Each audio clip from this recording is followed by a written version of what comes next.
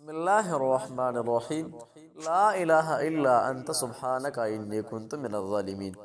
حضرت یونس علیہ السلام کی طاقتور ترین ہتھیار والی وظیفہ، رکے ہوئے یا اٹکے ہوئے کاموں کی تکمیل کے لیے نبوی وظیفہ۔ جس نے رمضان المبارک میں تسبیح پڑھ لی، اللہ تعالیٰ 70 مرتبہ حج کرنے اور قرآن مجید پڑھنے کی اجر و ثواب عطا فرمائے گی۔ رسول اللہ صلی اللہ علیہ وسلم نے ارشاد فرمایا کہ ذُنُّون یعنی یونس علیہ السلام کی وہ دعا جو انہوں نے مچھلی کے پیٹ کے اندر مانگی تھی، یعنی لا الہ الا انت سبحانک انی کنت من الظالمین۔ جو مسلمان اپنے کسی بھی مقصد کے لیے ان کلمات کے ساتھ دعا کرے گا، اللہ تعالیٰ اس دعا کو قبول فرمائے گا۔ حضرت یونس علیہ السلام نے کہا لا الہ الا انت، یعنی لا الہ الا اللہ جو کلمہ توحید ہے، اور کہا سبحانکا یعنی سبحان اللہ جو کہ اللہ تعالیٰ کی تسبیح ہے، اور پھر انی کنت من الظالمین اپنی غلطیوں کا اقرار اور اعتراف ان لفظوں میں کیا کہ بے شک میں اپنے نفس پر ظلم کرنے والوں میں سے ہوں۔ اس جملے میں ان باتوں کا اعتراف ہے کہ اللہ میں نے تیرے حکم کا انتظار نہ کر کے تیرا کچھ نہیں بگاڑا، اور مجھے اس قید میں ڈال کر تو نے مجھ پر کوئی ظلم نہیں کیا، کیونکہ تو اس سے پاک ہے میں کسی پر ظلم کرے۔ یہ تو ہم انسان ہی ہے جو جلد باز ہے، ناشکر ہے اور بے صبر ہے، اور اپنی ہی جان پر ظلم کرنے والے ہیں۔ تب ہمارے غفور الرحیم رب نے نہ صرف اپنے نبی حضرت یونس علیہ السلام کی دعا کی قبول کی اور انہیں غم میں قید سے نجات بخشی، بلکہ یہ بھی فرما دیا کہ جو بھی مومن بندہ دعا مانگے گا اسے نجات ملے گی۔ نبی صلی اللہ علیہ وسلم کا ارشاد گرامی ہے کہ میں تمہیں وہ چیز نہ بتاؤں کہ اگر کسی پر کوئی مصیبت اور آزمائش آ جائے تو اسے پڑھے تو اسے اس سے نجات مل جائے گی۔ وہ یونس علیہ السلام کی دعا ہے لا الہ الا انت سبحانک انی کنت من الظالمین۔ محترم ناظرین، رمضان المبارک کی مجرب ترین وظیفہ 70 مرتبہ حج اور قرآن پڑھنے کے لیے وظیفہ نوٹ پر مالے۔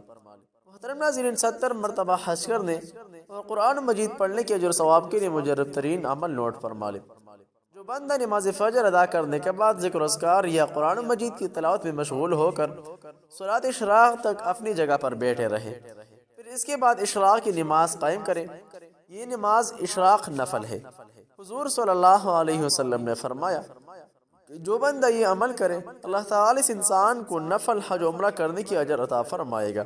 لیکن نوٹ فرمالے کہ رمضان المبارک میں فرض 70 فرض پر اور نفل کی بدلہ فرضوں پر ملتا ہے، لہٰذا نماز اشراق کا وقت ہوتے ہی نفل نماز ادا کرنے کی کوشش کرنا چاہیے۔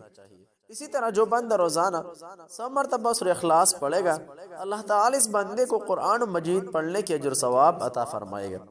جتنا ہو سکے 70 مرتبہ تو کوئی بات نہیں۔ رمضان المبارک نیکیوں کمانے کا مہینہ ہے، تھوڑا سا عمل اللہ تعالیٰ فرضوں پر قبول فرماتا ہے، لہٰذا پڑھنے کی کوشش کرنا چاہیے۔ ایک اللہ کی بندگی میں آئے یہ دعا اللہ تعالیٰ کی جلیل القدر نبی حضرت یونس علیہ السلام نے کی ہے اور اللہ تعالیٰ نے قبول فرمائی ہے، لہٰذا ان کے لیے خاص تھی اور تمام مسلمانوں کے لیے عام ہے۔ بس جو بھی شرک سے برات یعنی آزاد اور اپنے گناہ کے اقرار و پشیمانی کے ساتھ ان کلمات کے ذریعے اپنے لیے دعا مانگے گا، اللہ تعالیٰ کی طرف سے اس کے لیے قبولیت کا وعدہ ہو چکا ہے۔ شرک و بدعات کے ہر فعل کو ترک کرے، اپنی کوتاہیوں پر نظر رکھے۔ رمضان المبارک کا مہینہ شروع ہو چکا ہے، اس دعا کو اپنے روزانے کی دعاؤں میں شامل کریں تاکہ ہماری بھی بخشش ہو جائے اور امت بھی نجات پائے۔ اس دعا سے قوم کی تقدیر بدل جاتی ہے، قوم پر آئی ہوئی عذاب ٹل جاتی ہے۔